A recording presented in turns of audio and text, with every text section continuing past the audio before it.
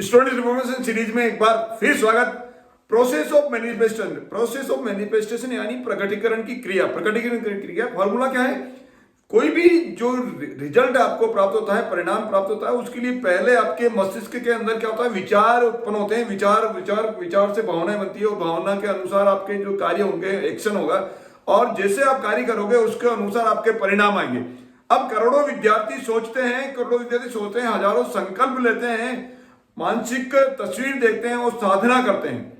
मानसिक तस्वीर देखते हैं, देखते समय केवल मानसिक तस्वीर देखने से नोटों की गिड्डी नोट आपके ऊपर बरसने वाले नहीं है। क्या आप मानसिक तस्वीर कर रहे हो? जब आप मानसिक तस्वीर जो भी आपका रिजल्ट है उसका देख रहे हो, तब आपके पास आपके ऊपर नोटों की नोट गिर रहे हैं कि नहीं गिर रहे हैं? कंपटीशन एग्जामिनेशन, हाईएस्ट पोस्ट पे जाने के लिए, प्रमोशन के लिए जाने के लिए कोई कंपटीशन एग्जामिनेशन में आपकी सिलेक्शन हो पा रहा नहीं हो पा रहा है, या आप जो भी एकेडमिक या टेक्निकल इंस्टीट्यूट के अंदर पढ़ाई करते हुए तो आपके जो एग्जाम है, एग्जाम के अंदर आपके जो अंक हैं वो अच्छे आ रहे कि नहीं आ रहे हैं, वो किस पे डिपेंड करेगा? ये केवल मानसिक तस्वीर देखने से काम नहीं चलेगा। ये सचमुच क्या है? उसके लिए क्या करना पड़ेगा? आपको कुछ करना पड़ेगा। वो क्या करना पड़ेगा? काम करना पड़ेगा। संकल्प, साधना और मानसिक तस्वीर, केवल इससे ही जो है आपका परिणाम प्राप्त नहीं होगा। आपको असल में नौकरी नहीं लग रही, कंपटीशन एग्जामिनेशन में नौकरी नहीं लग रही, तो केवल विचार आपको लाना पड़ेगा, भावनाएं भी लेनी पड़ेगी, आपके जो संकल्प आपको करना पड़ेगा, मानसिक तस्वीर देखनी पड़ेगी। लेकिन इसके साथ साथ में जो बहुत बड़ा काम आपको करना पड़ेगा, बड़ा आपको ऐसा कुछ एक्शन लेना पड़ेगा, वो है काम। एक बार वापस प्रकटीकरण की तरफ लौटते हैं, प्रोसेस ऑफ मैनिफेस्टेशन की तरफ लौटते हैं। विचार और भावनाएं ये आपके अंदरूनी जगत का हिस्सा है या बाहरी जगत का? एक बार फिर, विचार और भावनाएं आपकी अंदरूनी जगत का हिस्सा है या बाहरी जगत का हिस्सा है? सोचिए, ये है आपके अंदरूनी जगत का हिस्सा। अब परिणाम मान लीजिए कोई बिल्डिंग, अपने परिणाम स्वरूप आपकी बिल्डिंग बन गई। अब आपके ये बाहरी जगत का हिस्सा है या अंदरूनी जगत का? ये है बाहरी जगत का हिस्सा। अब बाहरी जगत का हिस्सा और बाहरी जगत और अंदरूनी जगत, यानी आपके मन के अंदर जो विचार आए बिल्डिंग बनाने के लिए, आपके अंदरूनी जगत है, और बिल्डिंग बन गई, ये बाहरी जगत है। क्या केवल विचार आने से या भावनाएं आने से क्या ये भवन बन गया, बिल्डिंग बन गई? नहीं बनी। इसके लिए आपने क्या किया? विचार, भावनाएं, उसके बाद में क्या किया? काम किया। काम जितना अधिक मेहनत से होगा, अधिक गुणवत्तापूर्वक होगा, उतना ही अच्छा आपका जो भवन बनेगा।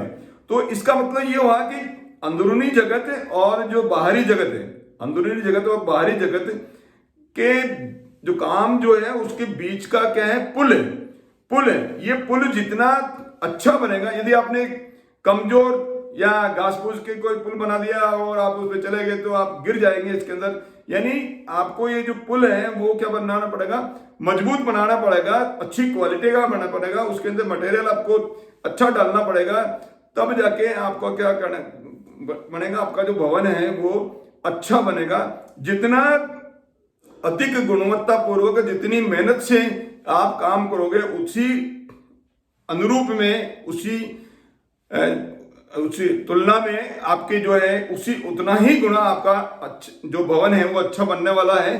कहने का मतलब है कि आप जितनी आप विचार करोगे, विचार, भावना, और उसके बाद में मेहनत, आपको जो मेहनत काम, उस रिजल्ट को प्राप्त करने के लिए काम आपको उतना ही अच्छा करना पड़ेगा, काम उतना ही अच्छा करना पड़ेगा। अब काम इतना महत्वपूर्ण है, फिर भी कई विद्यार्थी काम क्यों नहीं करते हैं? यानी विद्यार्थियों का काम क्या है? आपका काम क्या है? विद्यार्थियों का काम क्या है? क्लास प्रॉपर्ली अटेंड करना, क्लास के अंदर जो भी आपके गुरुजन आपको समझा रहे हो उसको ध्यानपूर्वक सुनना, उसके बाद में आपको उसका वापस विचार करना, रिटर्न वर्क करना, होमवर्क करना, और उसको रिवीजन करना, और टेस्ट देना, एग्जाम देना, ये आपका काम है। अब यदि आप इस काम को ढंग से नहीं करोगे, गुणवत्तापूर्वक नहीं करोगे, मेहनत से नहीं करोगे, तो क्या होगा? आपका रिजल्ट नहीं आ पा रहा है। तो अब कई विद्यार्थी जानते हैं कि ये काम महत्वपूर्ण है, ये रिजल्ट प्राप्त करने के लिए, मेरे नौकरी लगने के लिए, कंपटीशन एग्जामिनेशन सिलेक्शन होने के लिए, या एग्जाम के अंदर ईयरली एग्जामिनेशन हाफ एग्जामिनेशन के अंदर अच्छे अंक लाने के लिए काम महत्वपूर्ण है, यानी काम आपकी पढ़ाई महत्वपूर्ण है, लेकिन फिर भी क्यों नहीं करते हैं? उसका जो सबसे बड़ा कारण है वो है डर के कारण। ये जो विद्यार्थी क्या करते हैं, डर के कारण पढ़ाई नहीं करते हैं, शंका उनके अंदर आ जाती है, उसके कारण नहीं करते हैं, चिंता के कारण से, डर। यानी गणित के अंदर थोड़ा सा ही आपको कोई भी क्वेश्चन नहीं आया, आपको जब आप प्रश्न सरल कर रहे हो, हल कर रहे हो, तो उस समय आपको डर लग गया आपको कि मेरे से ये नहीं होगा, तो डर के कारण से अंग्रेजी बहुत जो है कठिन है, ये मेरे से नहीं होगी, ये डर है। ये क्या है? डर है, उसके कारण से डर। इसी तरह से कोई टूर्नामेंट है, उसके अंदर आप खेल सकते हो, लेकिन आपके अंदर डर आ गया कि मैं ये कबड्डी नहीं खेल सकता, मेरी जो टांग टूट जाएगी, ये टांग टूटने का जो है उसके अंदर डर घुसा हुआ है, तो ये डर, शंका, उसके शंका आ जाती है बच्चों के अंदर, शंका, विद्यार्थियों के अंदर शंका कि मेरी नौकरी लगेगी नहीं, मैं इतनी मेहनत करूंगा, उसको शंका है, अपने ऊपर कॉन्फिडेंस नहीं है, उसको शंका है कि मेरी नौकरी लगेगी नहीं लगेगी, मैं बड़ा बिजनेस कर पाऊंगा कि नहीं कर पाऊंगा, मैं सेल्फ एम्प्लॉयमेंट अपना कर पाऊंगा नहीं कर पाऊंगा, उसको क्या शंका है। तो शंका होने के कारण से क्या होगा, बोले मेरी लगेगी कि नहीं लगेगी, तो मैं मेहनत क्यों करूं, तो ये इसके कारण से। अब और चिंता, मेरी नौकरी लगेगी नहीं लगेगी, मैं अच्छा काम कर पाऊंगा नहीं पर, ये चिंता, ये डर, शंका, इसके बावजूद भी ये वो, इसके कारण से ये विद्यार्थी जो है असफल विद्यार्थी, वो ये काम यानी पढ़ाई कर देते हैं। अब सफल विद्यार्थी और असफल विद्यार्थी के अंदर क्या है, अंतर क्या है? सफल विद्यार्थी डर के बावजूद भी पढ़ाई करते हैं, डर के बावजूद भी पढ़ाई करते हैं, उनको डर है, मान लो डर है, तो उनको गणित के अंदर कोई भी जो क्वेश्चन वो हल कर रहे हैं, वो डर रहे हैं, लेकिन डर के बावजूद ही वो 8 बार कर रहे हैं, 10 बार कर रहे हैं, उसको जब तक पूरा नहीं होता है तब तक उसको बार बार रिविजन करके उसको डर के ऊपर वो क्या करते हैं, काबू पा लेते हैं।